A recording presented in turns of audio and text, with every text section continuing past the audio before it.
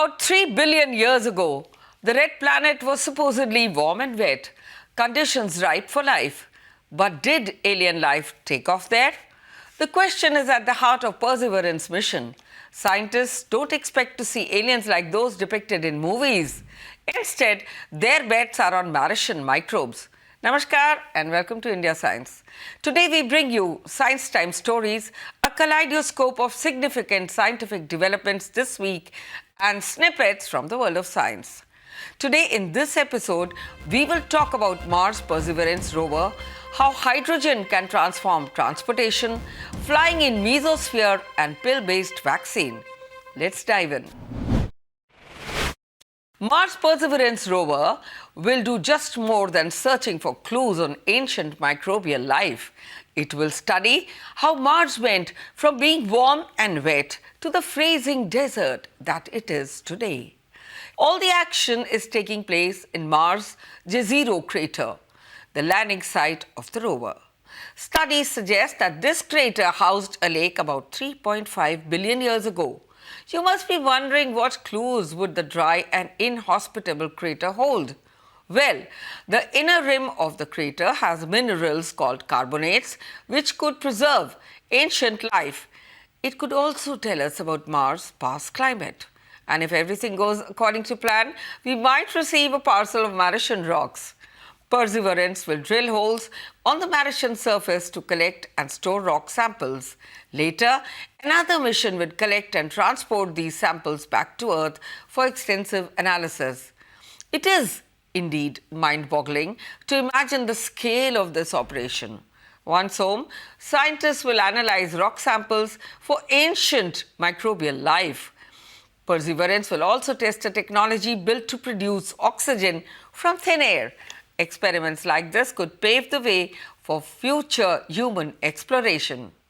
Here's hoping it accomplishes all its goals.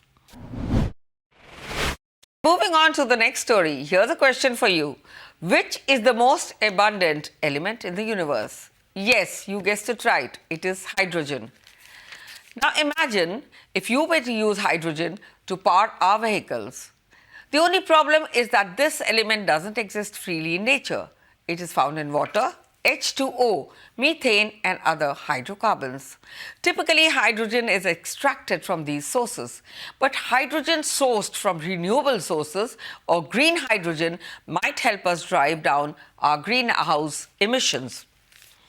The world is placing its bets on this abundant element to solve our climate crisis. India is not missing the bus, thanks to the National Hydrogen Mission. While the mission's proposed end-use sectors include steel and chemicals, it will most importantly revamp the transportation sector. This sector contributes a third of all greenhouse gas emissions worldwide. The move comes right after Delhi became the first to operate on hydrogen-spiked CNG, HCNG, in a 6-month pilot project. I'll tell you what HCNG is now. CNG, as you might know, is compressed gas whose main ingredient is methane. It is cleaner than petrol and diesel. When CNG is mixed with 18% of hydrogen, it becomes HCNG. This mixture could reduce the emission of carbon monoxide by up to 70% according to reports. It could also help save fuel expenses. Now, who wouldn't want that? It is also important to remember that not all hydrogen generated is green. Hydrogen produced from fossil fuels is called grey hydrogen and is more prevalent than its green counterparts. And have you heard of blue hydrogen, friends? It is generated from fossil fuels, but the resulting carbon emitted will be captured and stored. Hydrogen generated entirely from renewable power resources is called green hydrogen. Moving on to our next story. While we are on this topic, we should talk about a related development. Mesosphere.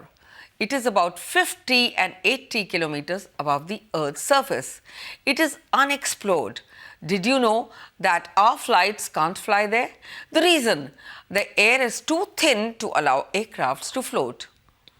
Rockets pass through this region but don't fly there. What if I told you that scientists have figured out a potential solution, one that could pave the way for tiny aircraft to stay afloat in the mesosphere using sunlight. This might seem far-fetched, but researchers from the University of Pennsylvania have found a way to keep tiny objects floating in the mesosphere. Thankfully, scientists can simulate mesosphere conditions in their lab. They place the mylar material in a chamber that mimics the mesosphere. Next, they expose them to light. What do you think they observed? Mylar was floating.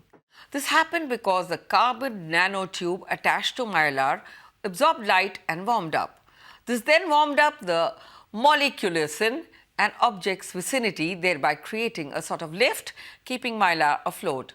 It sounds impressive. You might ask why this is important. Well, scientists don't know its wide applications as of now, but they think sending micro aircrafts into the atmosphere could help map wind conditions and thereby study the Earth's climate. And now we move on to our next story. Well, last week we told you that Bharat Biotech is kicking off phase 1 trials of the nasal vaccine for COVID-19. We also mentioned that nasal shots are needle-free, easy to administer, need a single dose to work, and might be more likely to prevent the infection, the spread and the development of this disease. Our very own Serum Institute of India is also testing a potential single-dose intranasal vaccine against COVID-19 named Covivac.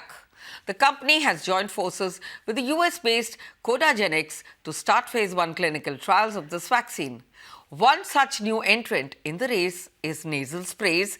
Canada-based Sanotize Research and Development Corporation is testing it against the new coronavirus. Their candidate is designed to prevent the virus from colonizing the lungs. And you know what? The spray contains nitric oxide. You might wonder what makes nitric acid special.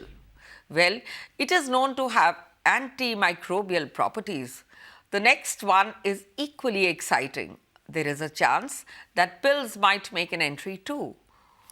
Some scientists believe that a pill-based vaccine could help strengthen the battle against COVID. So what are pill-based vaccines, friends? Well, it involves turning an injectable shot into an orally administered tablet, one that can pass through the stomach and be directly absorbed into the mucous membranes. And with that, friends, this is a wrap of this edition of Science Time. Stay with us every Friday at 9 p.m. Keep watching India Science. Namaskar.